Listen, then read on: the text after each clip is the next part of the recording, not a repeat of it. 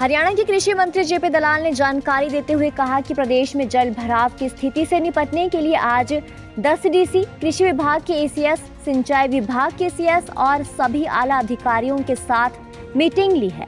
प्रदेश के 30,000 एकड़ में अभी भी पानी भरा हुआ है। जेपी दलाल ने कहा कि अगले 3 से 4 दिनों के अंदर पानी निकालने के निर्देश दिए गए हैं।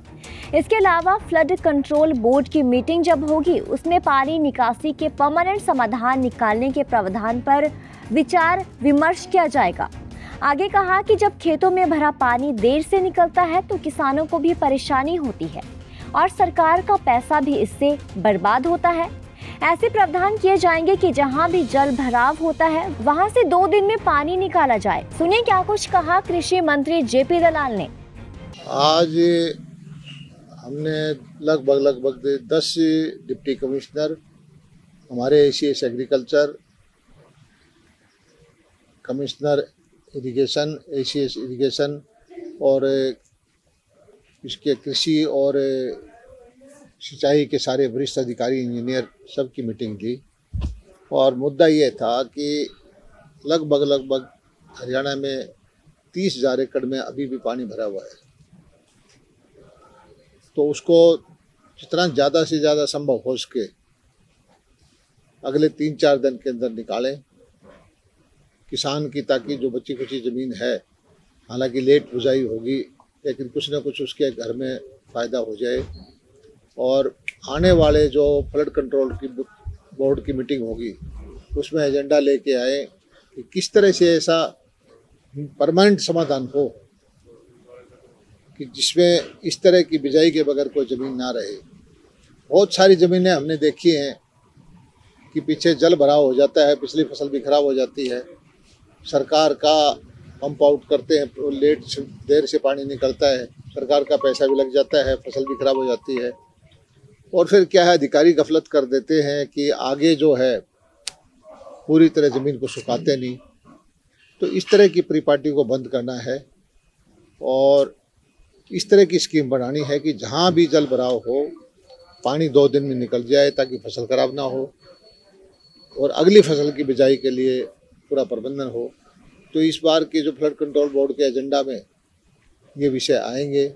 मुख्यमंत्री जी इसके बारे में पूरे गंभीर हैं और उन्होंने भी अधिकारियों को निर्देश दे दिए हैं और हम ऐसी योजना बनाएंगे जो हमारे सब सॉइल वाटर है, जहाँ 6-7 लाख एकड़ ज़मीन ऐसी है जिसमें सलाइन वाटर है या थोड़ा थोड़ा पानी भरा रहता है, उस सब को ठीक करके कृषि के योग्य बनाएंगे। किसान हितैषी कदम उठाने में हरियाणा सरकार हमेशा तत्पर रहती है और 10 के 10 डिप्टी कमिश्नर को हमने कहा है कि हर एक ज़िले का वो निश्चित करे कि उसके ज़िले के अंदर कोई ज़मीन ऐसी जल भराव वाली ना रहे। सर, अगर 4 दिन के अंदर ये स्थिति नहीं होती है तो कोई अल्टीमेटम? वो एसीएस इरिगेशन ने बोला हुआ है कि हर एक जो एक्शन है वो सर्टिफिकेट देगा कि मेरे क्षेत्र के अंदर इस वक्त सारा पानी निकल गया है, और उसके बाद कोई शिकायत आएगी तो मौका जाकर मैं खुद चेक करूंगा और वहाँ अगर उसकी बात रिपोर्ट गलत मिल गई तो उसके खिलाफ जो प्रशासनिक कार्रवाई होगी।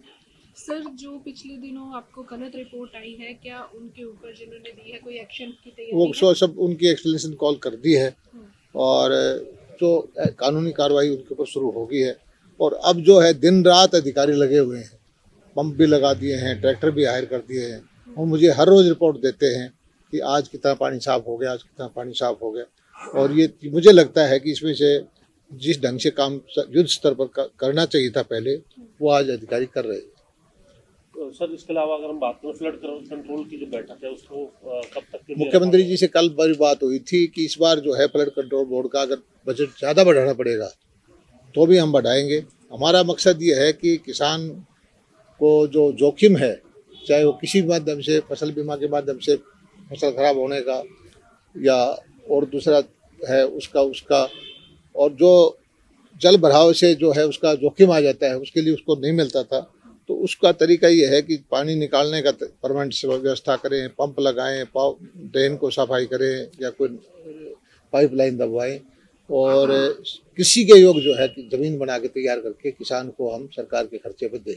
किसान को भी कोई मौका देंगे, वो अपनी जल भराव की स्थिति सरकार के समक्ष रख सके? बिल्कुल नहीं, किसानों से तो हम हमेशा ही संपर्क में रहते हैं। पिछले दिनों में नूह में गया, झज्जर में गया। नंबर वगैरह के हाँ, वो मैं उनको नंबर दूंगा कि अगले जो योजना में अपना एक टोल फ्री नंबर देंगे कि जिस गांव में जितनी जितनी ज़मीन खराब है, ताकि वो सूचना हमें दें।